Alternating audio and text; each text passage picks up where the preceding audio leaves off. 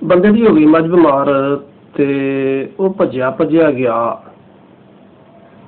ਫਤੂ ਜਲਾ ਦੇ ਕੋਲ ਕਿ ਯਾਰ ਉਹਦੀ ਮੱਝ ਨੂੰ ਇੰਜੀ ਬਿਮਾਰ ਹੋਈ ਸੀ ਤੇ ਉਹਨੇ ਕੀ ਦਿੱਤਾ ਸੀ।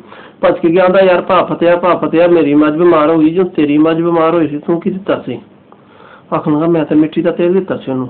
ਉਹਨੇ ਅੱਗੋਂ ਗੱਲ ਕੋਈ ਨਹੀਂ ਸੁਣੀ, ਭੱਜਦਾ ਹੀ ਲੱਗਾ ਗਿਆ ਪਿੱਛੇ ਜਾ ਕੇ ਉਹਨੇ ਮਿੱਟੀ ਦਾ ਤੇਲ ਚੱਕਿਆ, ਮੱਝ ਨੂੰ ਮੱਝ ਗਈ ਮਰ। ਹੁਣ ਮੱਝ ਮਰ ਗਈ, ਬਾਅਦ ਚ ਆ ਕੇ ਕਹਿੰਦਾ ਫਤਿਆ ਤੂੰ ਮੈਨੂੰ ਯਾਰ ਕਿਹੋ ਜਿਹਾ ਮਸ਼ਵਰਾ ਦਿੱਤਾ ਹੈ, ਉੱਥੇ ਮੱਝ ਮਰ ਗਈ ਹੈ ਮਿੱਟੀ ਦਾ ਤੇਲ ਦਿੱਤਿਆਂ। ਆਂਦਾ ਮੇਰੀ ਵੀ ਮਰ ਗਈ ਸੀ।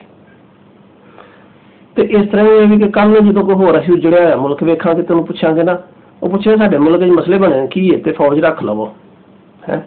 ਤੇ ਬਾਅਦ ਚ ਆਖਦਾ ਮੁਲਕ ਉਜੜ ਗਿਆ ਤੇ ਅਸੀਂ ਆਖਾਂਗੇ ਅਸਾਂ ਵੀ ਫੌਜ ਹੀ ਰੱਖੀ, ਸਾਡਾ ਵੀ ਉਜੜ ਗਿਆ ਸੀ ਹੈ।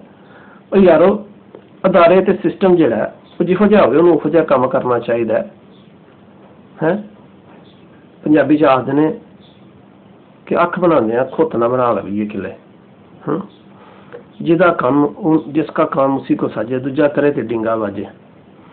ਤੇ ਬਾਕੀ ਯਾਰੋ ਰੱਬ ਸਾਨੂੰ ਹਦਾਇਤ ਦੇਵੇ ਤੇ ਅਕਲ ਦੇਵੇ ਤੇ ਬਾਕੀ ਜਿਵੇਂ ਰੱਬ ਦੀ ਮਰਜ਼ੀ।